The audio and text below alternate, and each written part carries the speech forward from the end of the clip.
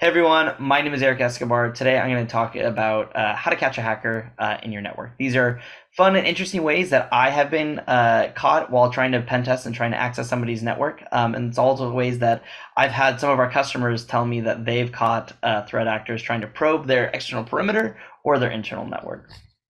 So who am I and the agenda? So I'm a tech lead here at SecureWorks. We have 85 testers and we do thousands of engagements a year. So I come at this from saying that we do a ton of testing all the time. I've been in this space for anywhere from 10 to 15 years, depending on how you count it. I used to work at a company called Barracuda Networks before I came here doing their security. And now I do the best job in the world, which is trying to compromise our different customers and all their different environments. And every week it's a different type of a customer. So, one week it might be trying to compromise a food manufacturer. The next week it might be trying to compromise an aircraft. The next week it might just be trying to compromise a typical internal network for an insurance company. I've given talks at conferences such as DEF CON, RSA. I've written tons of articles. I've written different tools. I'm very plugged into the space, and I do this testing, like I said, day in and day out. It's the best job in the entire world. I live it, I breathe it. So we're going to talk about what motivates a hacker, what do hackers look for when they're in your network, and what are the kind of like fun tripwires that you can set if you are curious about the ways that I've been caught. First of all, I'm a penetration tester. What is a penetration tester? If you've seen my previous talk, you already know, and you can just fast forward through this.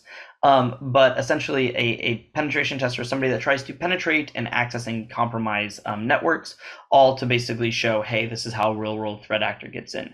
Basically, I'm a hacker that is hired to try and compromise your network and compromise aspects of your network, all so that you understand how a threat actor thinks. We do a variety of different types of penetration testing, from external, internal, wireless. Again, I gave a whole other talk on all of these different types.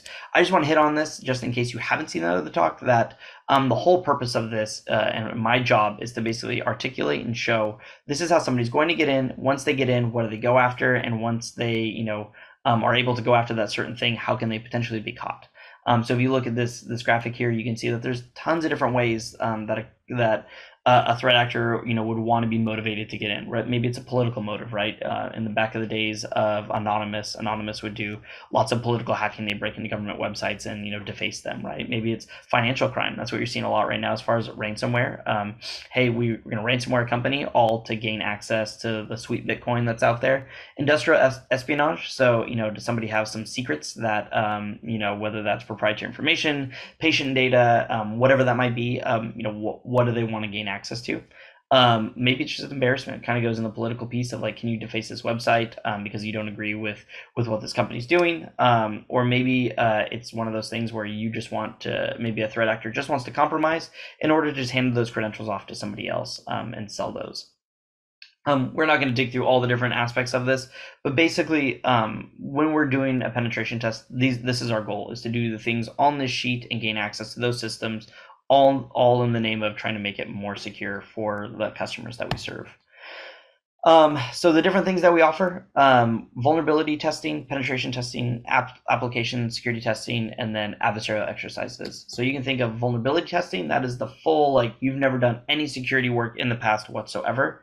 So that is, we basically do a sweep of your network, whether that's your internal network, your external network, and we say, hey, what is your laundry list of vulnerabilities? Then there's penetration testing. That's where we're trying to actually exploit the vulnerabilities that a vulnerability assessment would find, exploit them all to achieve some goal, right? So whether that is stealing domain administrator, whether that is stealing proprietary information, gaining access to user accounts or servers, that is what that penetration testing is for, and that's what it does. Then we go application testing. You have a website, you have maybe a mobile app, API, all those different things. If we test those, break into those, can we gain access to information that we shouldn't be able to from those? Adversarial exercises, that is like more of the secret squirrel, the spy base, you're not going to know necessarily when we're going to come. We try and stay as quiet as possible. And so when you look at this, really what I'm going to be talking about here is the penetration testing and adversarial exercises. How can you catch somebody that is either a real world threat that is trying to do these same activities, or maybe it's just a pen tester in your network, right? The goal is that they are the same and that you want to see, hey, somebody's doing something in your network, and how do you catch them without having to read through tons of different logs? So first and foremost, fix the easy stuff before you want to get into all the like super crazy, like, oh well, we can set all these traps for different hackers. Fix the stuff that hackers exploit initially. If you have exploitable hosts that are old, so if you have like Windows XP, Windows 2007 out there, upgrade those, get rid of those, segment those off your network, whatever that looks like. Make sure you have multi-factor authentication in place, right? Before you do anything that I'm about to say, make sure you have multi-factor authentication. Make sure you have a good password policy. If you have an 8-character password policy, make that 15 characters, because all of the ways that are on this left-hand side of the screen, fixing the easy stuff, this is how I get in most of the time, is exploitable hosts, not having good password policies, not having multi-factor authentication. Then after that, run a vulnerability assessment. Make sure that all the vulnerable hosts on your network are patched or segmented off in some way, shape, or form, because that is the stuff that is going to get you compromised first and foremost. That is what a threat actor is going to look at. Then after that, do some threat modeling and say, hey, know where your risks lie. Have an idea. Basically, just when I say threat model, it could be something as simple as, as saying, what would a threat actor go after? Think like an adversary, think like a hacker. What are they going to go after? Or it might be something as complicated as, hey, let's engage SecureWorks incident response team to do a tabletop exercise, right? But this slide is the one that, before I go into like the fun things and fun ways that I've been captured, is fix the easy stuff, good password policy, multi-factor authentication, do a vulnerability scan to make sure you don't have any low-hanging fruit out there, and then think like a threat actor, like a hacker, for even just an hour, just writing things out of like ways that knowing what how you would potentially move throughout your network, because then you can find potentially choke points that a threat actor is going to have to move through to make it interesting. So the first one of these fun ways that I've been captured are fake users. I had a company that, very large company, thousands and thousands of users, right? But what they did is they had sprinkled in their Active Directory a number of fake users that were basically celebrity names. And so when I'm in your network and I'm looking at a list of users, I'm typically going to perform something like a password spray attack. And what that is I will spray one weak password across all of your users. And so like right now, let's see, the time that I'm recording this is September 2023. So it might be autumn 2023, September 2023, and fall 2023. Might be user, those might be passwords that are shared across a lot of users. So what I'll do is I'll take a full user list and then say, I'm going to try, autumn 2023 across all of those users. So try and log in to, a system using all those different user accounts. The reason that I do that is because trying one user across all, one password across all users is typically not going to lock any user account out, right? One failed login attempt is not going to lock anybody out, and so it's not going to typically raise suspicion. But what I had this company in particular do is they had fake users spread out all throughout their Active Directory, like like a Tom Cruise, a Matthew McConaughey, like users that if you looked at, you're like, come on, that's probably not real. But from a threat actor standpoint, they're not going to go through and validate that every user is potentially a real user or shares the name as a celebrity. They're just going to try and do a password spray attack across all of them. And so what's fun and interesting about it is that I tried to log in as Matthew McConaughey or Tom Cruise into this corporate network, and immediately the security team was notified, because that's not a real account. No one should ever try to log into that account. And so performing that attack, it was immediate and apparent who is what device is trying to log in as Matthew McConaughey, as Tom Cruise, as any of these other fake users sprinkled throughout their network, right? And so that is one of those interesting things that it's like, yep, I was immediately caught, immediately detected. Another one that I've seen is in the same vein as a fake user, is a company has basically created a fake VIP on LinkedIn. So a fake, like VIP, you can think of like a president of a company or a VP somewhere, somebody that the threat actor would really try to want to gain access to and compromise, maybe through phishing, or maybe just trying to do a password spray across like Office 365 or something like that. Well, what they do is they create this LinkedIn profile for this user, and they know that if an email ever gets sent to that user, that, hey, that's coming from an invalid source, because that user has never signed up for a newsletter, they've never signed up for anything, right? So if there's a phishing attack that's going to come in and it's directed at that user, immediately that is not something that was solicited in any way.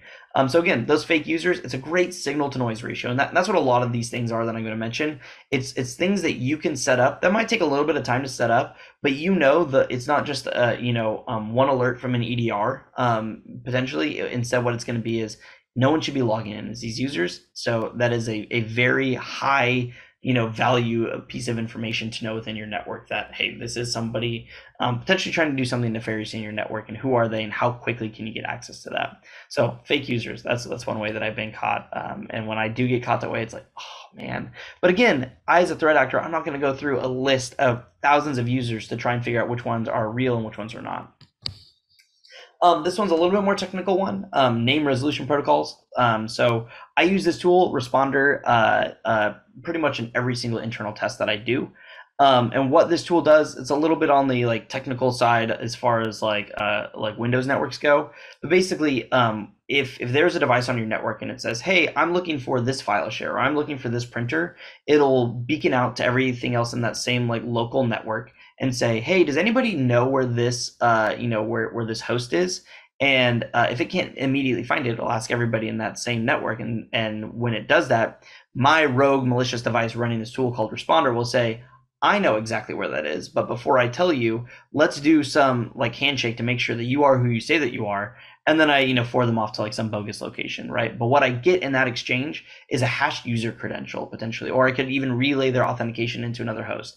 And really, I don't want to get into the super technical weeds of it because there's a lot of different features and things and that the Responder multi really allow you to do. But I use this tool every single time I'm on an internal test.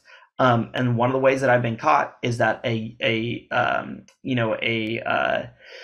device is put in the network that just asks to know where bogus things are. So if your device in your network beacons out and says, hey, where is, I'm looking at stapler, scissors, mouse, on the network. And if my computer automatically says, I know where that is, it's like, I know you're a liar because I know that doesn't exist, right?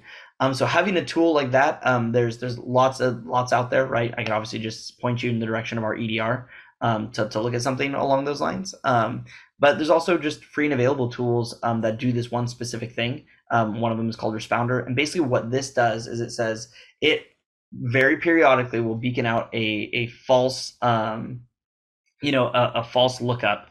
And then see if anybody responds back to it. And if they do respond, you know who the liar is, you know who the threat actor is in your network that's just trying to steal credentials. Again, this is a little bit more technical one, but it would stop, probably 80% of my internal penetration tests right then and there. The next one is Tripwire files. I love this. I have this done on all of my personal, cloud providers, on my, home network, file share and all that stuff. A Tripwire file is a file that looks really juicy, looks really enticing, that a hacker would want to go after, the threat actor would want to go after. What I mean to say by that is, imagine if I break into a computer, put yourself in the hacker chair and you're on this person's computer. On the desktop, you see a document that says passwords.docx, or, just passwords Word file, right? What do you think is going to be in there? Probably passwords. How many people do you know that actually might be the case? Well, I can tell you from experience that anytime that I've seen a passwords file on a computer somewhere, there's probably passwords in it. And so as a hacker, as a threat actor, as somebody who's trying to gain deeper access into networks, I'm going to open that file immediately, right? Or try and access it and maybe just copy it off to my own system immediately.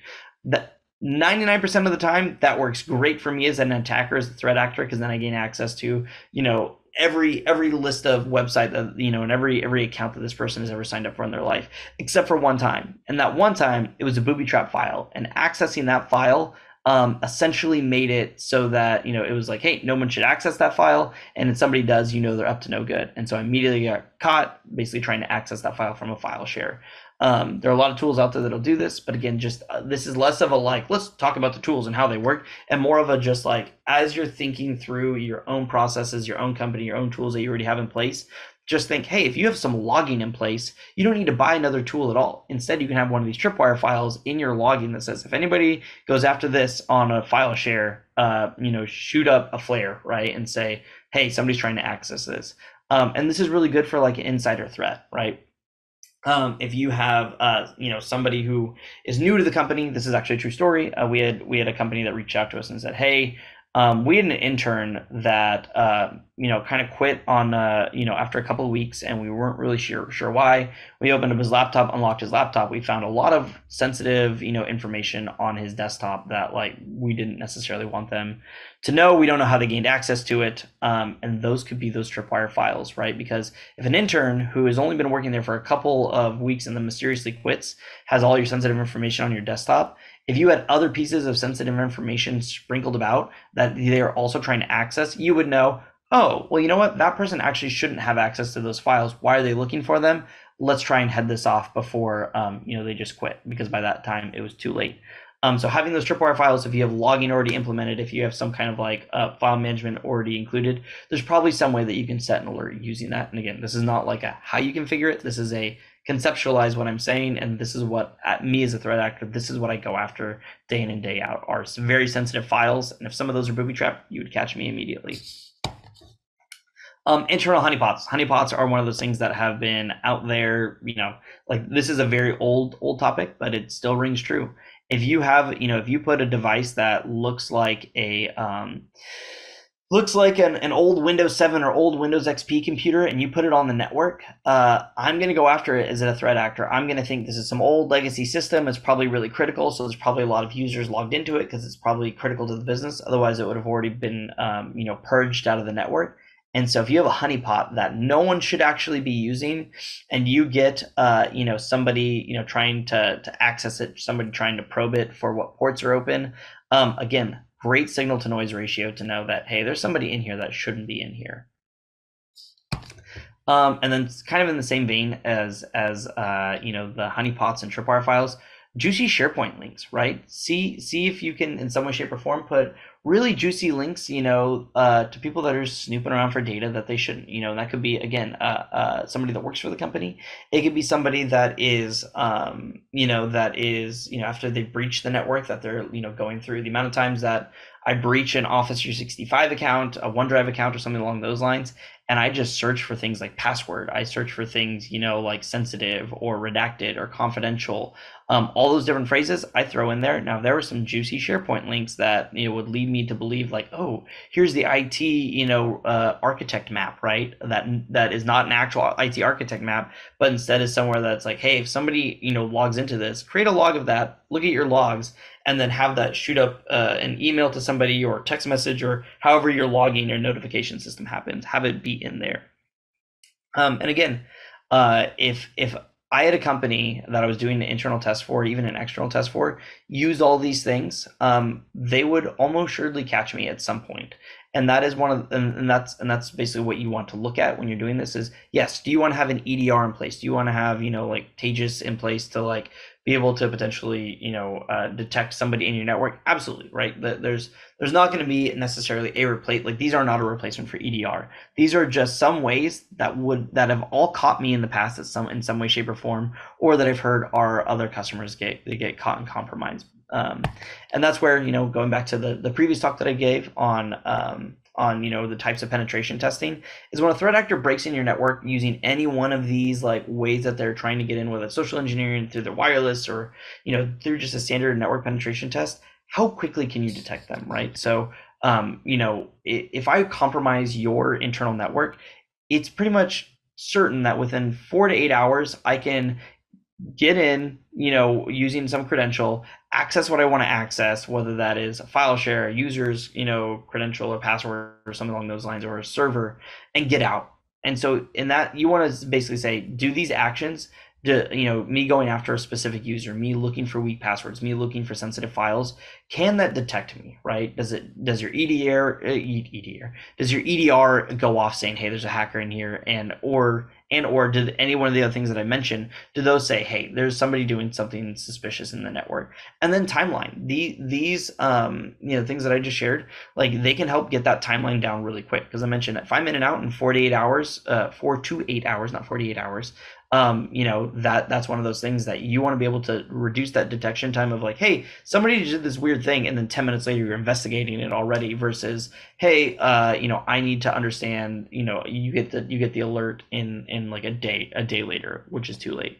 And then using, again, what I said, how can you evict a threat actor? Can you see what user account is being used to access those things, what IP address in your network is being used to access those things, and then can you identify, what host has been compromised, right, and evict them out of your network. And then again, I mentioned this before, but how do the communications work? Who gets those alerts? Who gets those notifications? How do they respond? How do they escalate it? What if it's after hours? How does that all work for your organization? And again, those are just some of the fun ways that I don't see implemented a ton of the time, but they're very effective. Right? I'll just scroll through them one more time, just as like a quick like overview. Fake users, whether that's on LinkedIn or your Active Directory, because you know that those users are fake. Therefore, you're not looking for like any weird patterns. If anybody logs in, that's bad. Name resolution protocols, kind of tricky. Maybe that's one that you work with a penetration tester to see, can you catch them? But I use this tool in every single test that I do. And if there was this type of detection in place in every one of our clients, I would get caught almost all the time. Tripwire files are somebody going after files on your network that that they shouldn't be able to access. Right? Like seeing, hey, should people access, well, it's password.docx, whether that's something proprietary to your company. You know that better than anybody. Can you put files somewhere that's going to entice a threat actor to access them? Internal honeypots, is there just some weak system hanging around that a threat actor is going to go after to try and escalate privileges? Check that out. And then juicy SharePoint links, OneDrive files, whatever you use for communication within your company, or maybe even just an email that's littered somewhere in your inbox. So when I compromise your inbox and I'm searching for passwords, you're going to know immediately that somebody's there and somebody's after something. So things to think about, things to conceptualize. This is not like how to configure this. This is where you hire a penetration tester and say, hey, can you help us look through this? This is where you contact your EDR vendor, whether that's us or somebody else, and say, do you guys have these things in place that that we can potentially enable, or what are your recommendations? But again, speaking as a hacker, these are some of the things that absolutely keep me up at night and trip me up day in and day out.